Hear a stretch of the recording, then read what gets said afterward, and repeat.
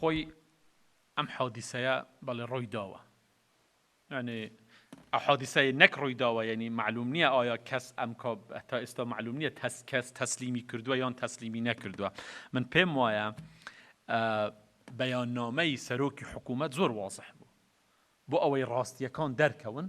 ئەم ئیشە کراوە نەکراوە بە هەر نەوعێک لیژنەیەک کراوە لیژنەیەک دروست کراوە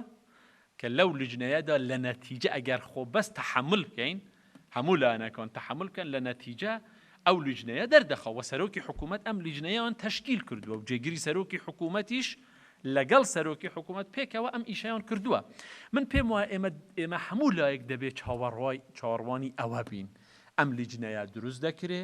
ئایا ئەم شتە کراوە نەکراوە یعنی هیچ موجب نییە پێشوەختە ئێمە بڕیار بدەین و حکم بدەین و ئەمانە هەمووی پێویست ناکاتن و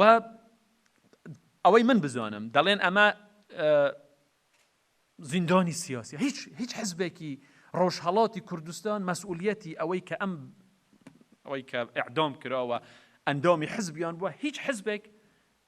نەیگوتووە ئەمە ئەندامی ئێمە بووە هیچ حزبێک